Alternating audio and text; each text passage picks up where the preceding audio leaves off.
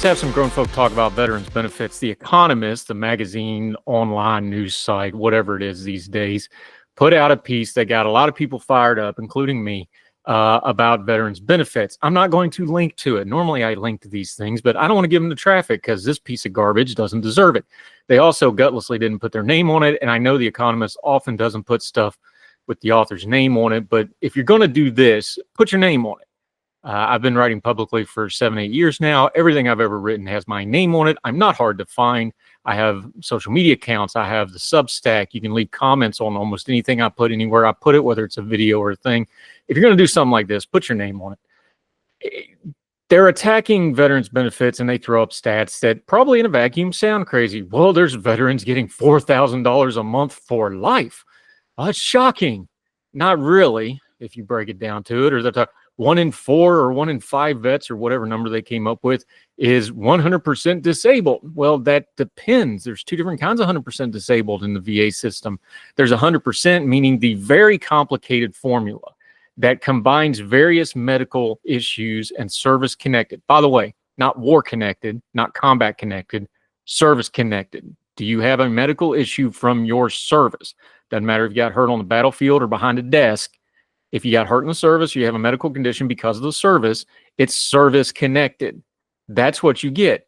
If something happens to you and it's not service connected, you don't get credit for it. It doesn't go on your disability. Please know what you're talking about. In a nutshell, there's a very complicated formula for what your service connected disability is. And just because you have a 100% rating doesn't mean you have a 100% non-workable rating. That's a whole separate thing. Get you different care. That also gets you other benefits, like it gives your spouse or another loved one the potential to apply for caregiver status, which gets them some money as well. But that's because they have to physically care for you all the time. See, there's levels to this stuff. You can't just throw out a term like 100% disabled and apply it to all veterans or a thing of veterans. And yes, before anybody else gets fired up, there is some fraud. Like in anything else, there's people that work the system, that game the system. Let me explain this as calmly and as plain as I can. It's not up to you to decide who's defrauding the federal government and not. You can't tell what a veteran looks like. You don't know what their disability is just looking at them. Just because they don't lay in a bed all day or ride around in a wheelchair or a bed fast or in a facility doesn't mean they don't have a 100% service-connected rating, doesn't mean they can't hold a job, doesn't mean they can't do other things. Think about what you're saying. If a veteran gets benefits, they have to be walled off in their home and can never go out in public again. That doesn't make any sense and sounds stupid, sounds downright cruel when you consider why they have the medical issues they do. But that's what you're saying if you're saying they can't work or do anything. Now, if they have 100% non-workable, no, they don't get a work. They have restrictions on that. You have to go through hearings. You have to go through review boards. It takes time. I've been in the VA system for a long time. It took me almost 6 years to get my final rating. And you had to go back and you have to go back and you have to correct things and you have to find missing records and you have to find missing doctor's reports and on and on and on. It's a complicated process, and that's for something. And I'm just going to be real with you here for just a second. When I had my actual medical appointments where the third party, you go see a doctor that's a third party outside the VA system, they're contractors, and they review your symptoms and they look at you. I never had one of those go more than about 5 minutes. The doctor just look at me, they look at the scars, they look at the report, and they go, oh yeah, you're qualified, sign the paperwork and go on. I've never had an actual medical doctor ever question me at all, ever.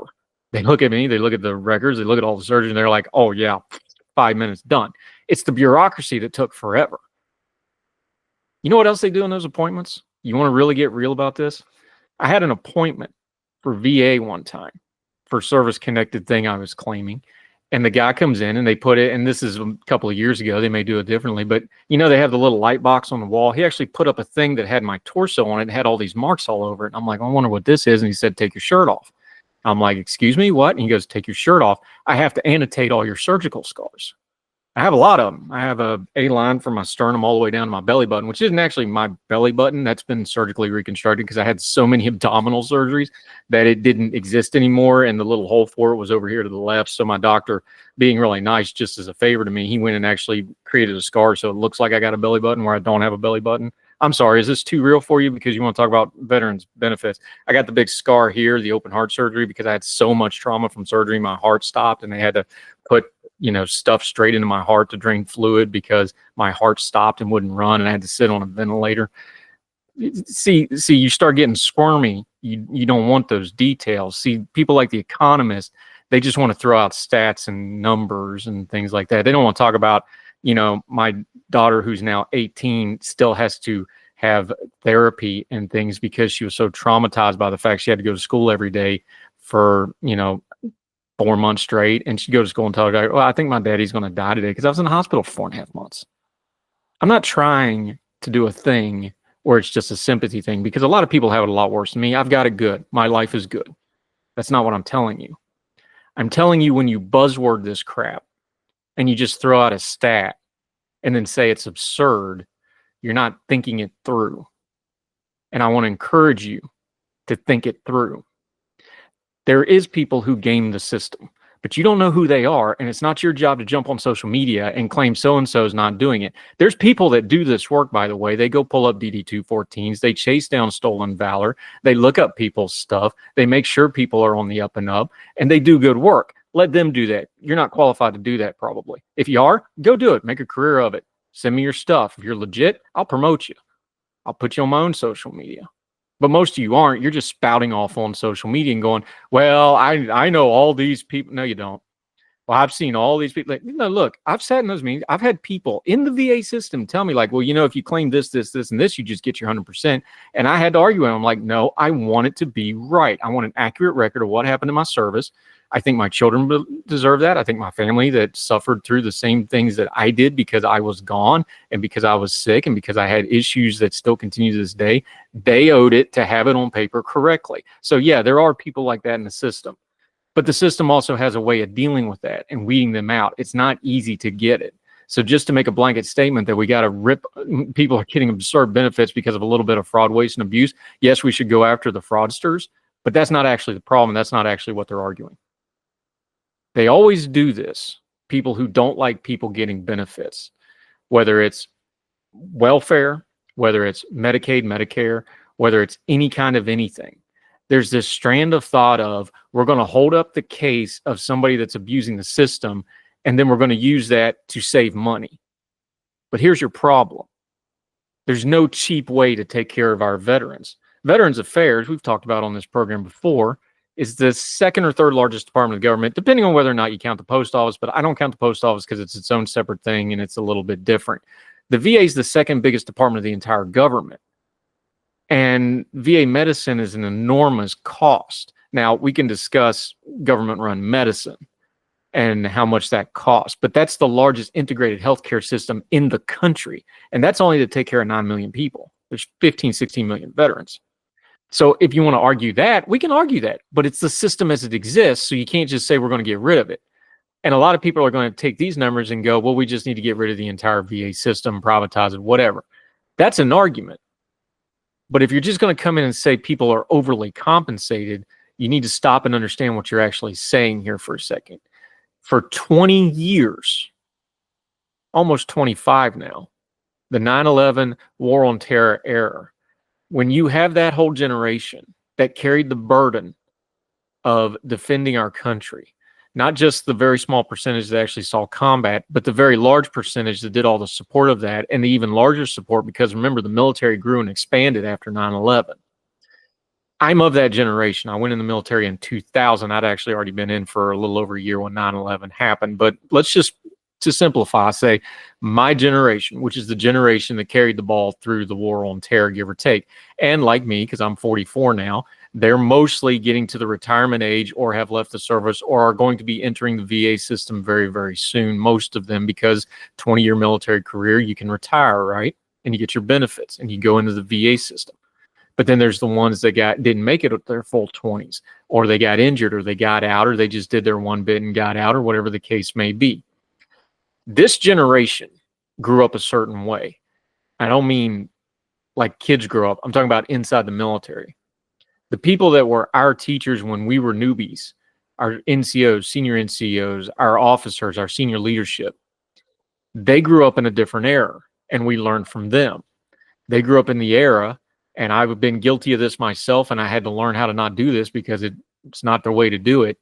You didn't report injuries. You didn't report sickness. You didn't say you had a problem. You just pushed through it because you didn't want to miss work, or you didn't want to miss a deployment, or you didn't miss whatever. There was a lot of that going on because things like duty and honor ring through your head, and you don't always take the best care of yourself.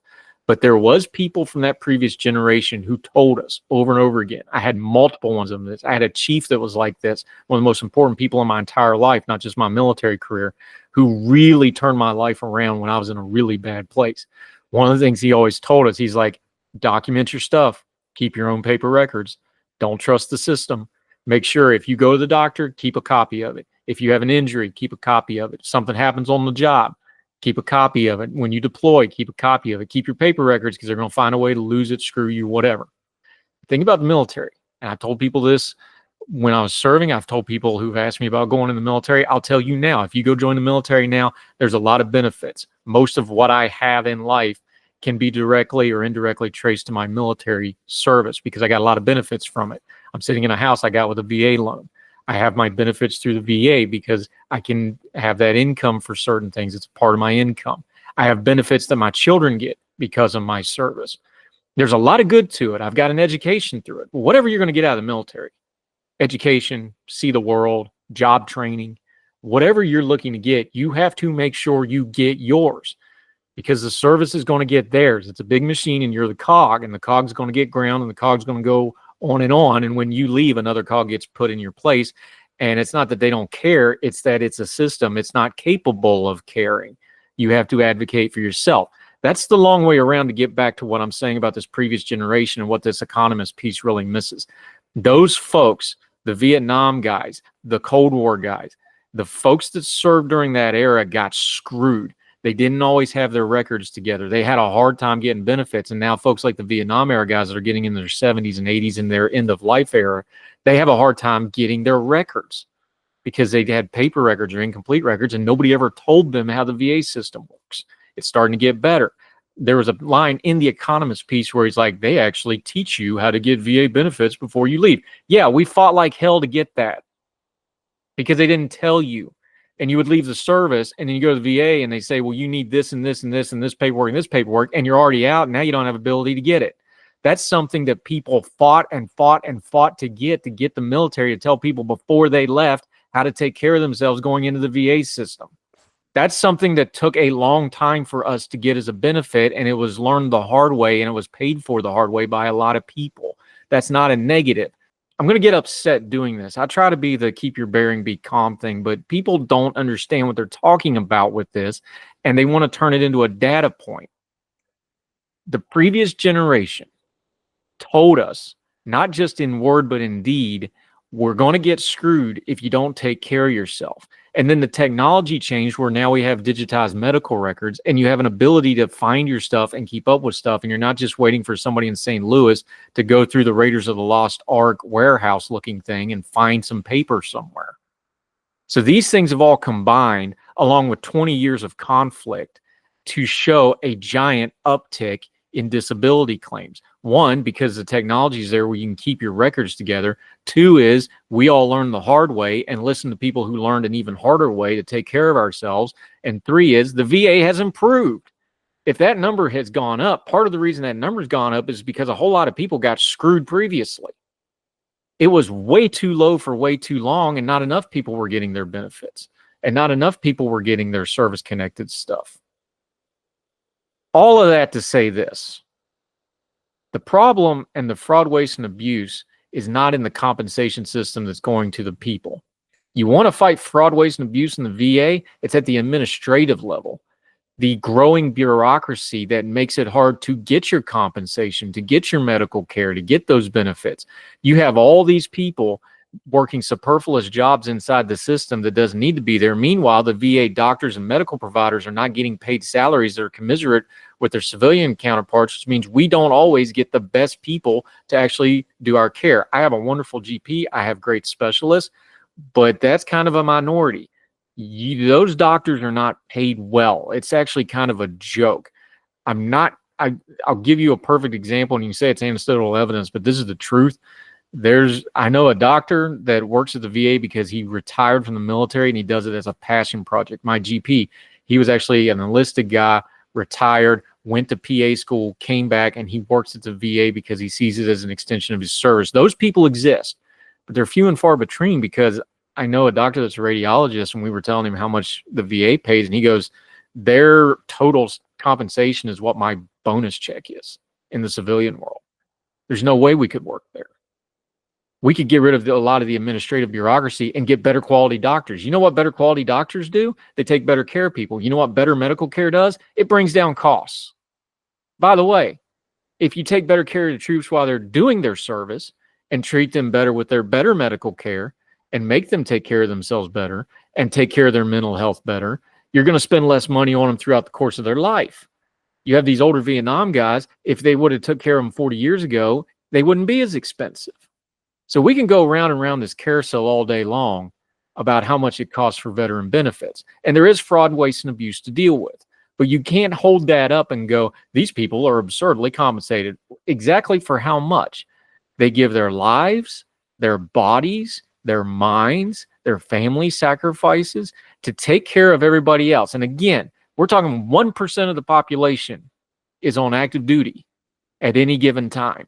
1% of the population. Veteran affairs and that stuff, it's about 5% of the federal budget. Are you really saving that much money? Freedom isn't free. You want the freedom ride? This is the bill. Now, there's ways to make it better. There's ways to make it more efficient. But just holding up a dollar sign and saying this veteran who got hurt legit and has service connected shouldn't get $4,000 a month. Some people, $4,000 is a lot of money. If that's all the money you got, and you got family to take care of, and you got expenses, and if you're that disabled, you're going to have medical bills out the tail. That's not all just covered, even 100%. You're going to have other things in life that's going to get expensive because of the care you need. That's not that much. Don't let your priors cloud your judgment on this stuff, like what the Economist is saying, because the next step will be, oh, well, we obviously don't need to pay all veterans because of this one little percentage. Educate yourself on how this system actually works. And this argument is going to get applied to welfare, and it gets applied to Medicare and Medicaid. By the way, this country is getting ready to rip itself apart over Medicare, Medicaid, and benefits for the entire population. This is just a little tease of it. It's going to be all the same arguments all over again. You might want to calibrate how you deal with things like this, dealing with people on SSDI, dealing with people with disabilities, dealing with people that need government help.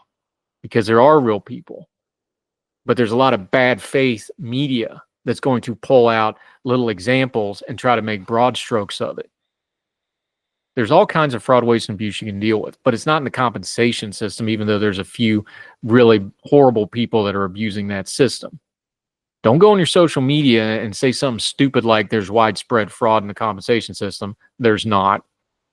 And it's not on you to fix it anyway, because you can't look at a veteran and tell whether they have a service connected or not just because they're walking. Just because I sit here and talk on these videos and write, you don't see the days where I, have to medicate up and can't function. I have all these meds that are called as needed for a reason. Sometimes you need them. Sometimes you don't. I get to work from home. I'm blessed to do this. I'm very privileged to do this. But you don't see the hard parts. You don't see me with my shirt off and all the scars. You don't see the cane in my, side of my Honda because every now and then, just randomly, can't stand up. Got to have a little help. You don't see that stuff. I don't talk about it because I don't want to complain about it because my life's good. I'm just telling you this so that you can maybe take a minute back when you read something stupid like this economy piece and go, you know what? This is a problem.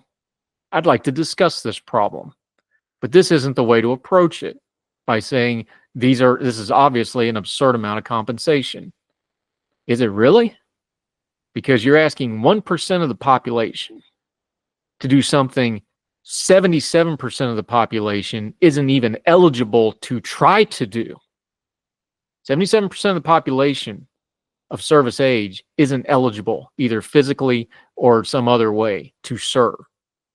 1% of the population carries this load.